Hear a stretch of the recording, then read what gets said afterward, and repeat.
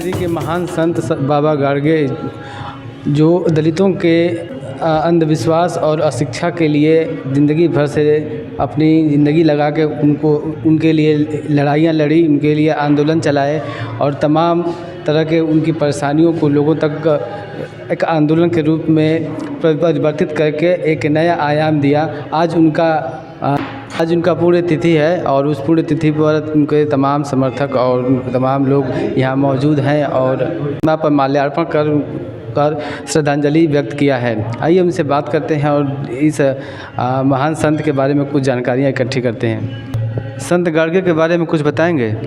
सर्वप्रथम मैं संत शिरोमणि संत गाडगे जी महाराज के पुण्यतिथि पर उनके चरणों में श्रद्धा सुमन अर्पित करते हुए बाबा साहब को नमन करते हुए आज संत गाडगे जी की 67वीं पुण्यतिथि है, जो हम लोग हर्षोल्लास के साथ धोबी धर्मशाला संत गाडगे धोबी धर्मशाला रुद्रपुर देवरिया में मूर्ति स्थापित है, वहाँ पे सजाती बंधु उपस्थित हैं और हम लोग आज पुण्यतिथि के दिन माल्यार्पण करके उनके विचारों को जन जन तक पहुँचाने का काम करेंगे। और संत गाडगे जी की एक पंक्ति हमें याद आती है, वो जब गांव में जाते थे स्वच्छता का मिशन जगाने के लिए, तो गांव में जाकर कहते थे कि एक रोटी कम खाइए लेकिन अपने बच्चे को पढ़ाइए, खाने के लिए थाली न हो मटका पे लेके खाना खा लीजिए, पहनने के लिए वस्त्र नहीं है लुंगी लपेट के अपना काम चलाए, लेकिन अपने बच्चे को जो है अच्छी से अच्छी शिक्षा दें और समाज में एक अच्छा आयाम कायम करें। और जिस गांव में जाते थे वो उस गांव में पहले झाड़ू लेके उस गांव का सफाई करते थे, लोगों के बीच में रह के सफाई करने के बाद लोगों को इकट्ठा करते थे। इकट्ठा करने के बाद जो भी उस समय मिष्ठान की व्यवस्था रहती थी, बतासा रहता था, चाहे जो भी रहता था, गांव में वितरित करते थे। वितरित करने के बाद जो है सबको बताते थे कि अपने बच्चे को शिक्षित बनाइए और अच्छी शिक्षा दीजिए। जैसे कि तमाम संत भारतीय इतिहास में पढ़ाए जाते हैं, उन संतों का काफ़ी महिमा मंडन किया जाता है, लेकिन संत गाडगे का कहीं नामो निशान नहीं, कहीं चर्चा नहीं होती है। क्या आपको ऐसा लगता है कि इनको भी जातिवाद का शिकार बना दिया गया? जी, मुझे कहते हुए ग्लानि भी हो रही है कि उस समय की बात है जब संत गाडगे जी और बाबा साहब भीमराव अंबेडकर दोनों एक साथ जो है समाज के लिए काम करते थे। बाबा साहब ने संविधान लिखा और उनको कुछ कारणों से पीछे ढकेला गया, लेकिन संत गाडगे जी और वो एक साथ रहे और दोनों लोगों ने मिलकर अपनी आवाज़ को बुलंद किया।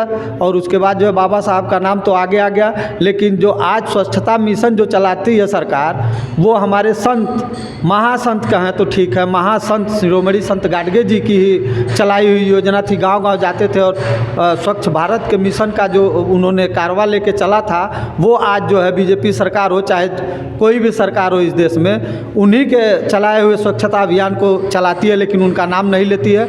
ये हम एकदम तटस्थ कहेंगे कि केवल अगर हमारे बाबा का नाम नहीं है, अगर उनको पद्म भूषण चाहे जो भी सम्मान मिलना चाहिए वो न मिला, इसके लिए केवल जातिवाद ही है और जातिवाद के कारण हमारे बाबा जी का नाम जो है दब गया, वो आगे नहीं। लेकिन हम लोग ये ठान लिए हैं, पूरे भारत नहीं विश्व के धोबी लोग ठान लिए हैं कि बाबा को हम अच्छे पैगाम पे पहुंचाएंगे और उनको जो सम्मान मिलना है वो दिला के रहेंगे। ये हम लोगों की दृढ़ इच्छा है, इसलिए हम लोग हर गाँव हर घर जाके उनका प्रचार प्रसार करते हैं और बताते हैं अपने लोगों को कि आप लोग तैयार हो जाइए और बाबा को सम्मान सहित जो है उनका आदर करना है।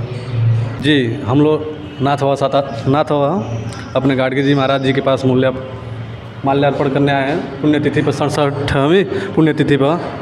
और इसी के साथ हम लोग जितने भी हैं लोग धोबी समाज के लिए हम लोग आवाज़ उठा रहे हैं और आने वाले समय में जितना भी अधिकार मेरे बाबा को मिलना चाहिए था उतना हम लोग दिलवा के रहेंगे। हर घर जाकर सबको उजागर करेंगे और हर दलित शिक्षित को पढ़ाने का कार्य, जो बाबा साहब ने कहा था कि पढ़ना सब लोग पढ़े लिखे खाए पिए और अच्छे से भूखे रहें भले से, लेकिन बच्चों को पढ़ाएं, वो हम लोग जाकर घर घर बताएंगे और इनको जो आदर सम्मान मिलना चाहिए वो हम लोग दिला कर रहेंगे। थोड़ा सा विषय से हटेंगे हम कहना चाहेंगे कि जैसे हम कुछ जानना ये चाहते हैं कि आज़ादी की लड़ाई में तमाम तरह के लोगों का नाम आता है।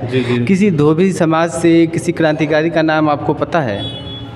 1857 की क्रांति से 1947 तक की क्रांति में कहीं भी धोबी समाज के किसी क्रांतिकारी का नाम ऐसे बहुत चर्चित नाम नहीं आता है। इसका क्या कारण है? इसका कारण यही है कि उस समय भी बहुत लोगों ने योगदान दिया था, लेकिन उन लोगों को दबा दिया गया था, जो जातिवाद के तौर पे दबाया गया था। और आज वो जातिवाद की वजह से ही इनका भी नाम हर जगह नहीं देखा जा रहा है। लेकिन हम लोग इनका नाम जो भी है अपने थ्रू जाके हर घर बता के इनको सम्मान दिलाएंगे। लेकिन मेन मुद्दा ये है कि जातिवाद के कारण दबा दिया गया था इनको, बहुत लोग थे उस समय। तो जातिवाद को ख़त्म कर देना चाहिए। जी बिल्कुल, जातिवाद को ख़त्म होना चाहिए, बिल्कुल ख़त्म होना चाहिए, सबको एक तरफा सम्मान मिलना चाहिए।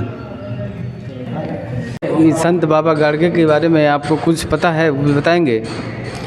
संत गाडगे महाराज जी के चरणों में नमन करते हुए, संत गाडगे महाराज जी उस समाज से आए जो बहुत दबे कुचले समाज के धोबी समाज थी, और सबको धीरे धीरे जगाते रहे और उनका यही एक उद्देश्य था कि हमारे समाज के लोग जितने ही पिछड़े हैं उतना ही उनको हम जगाएंगे।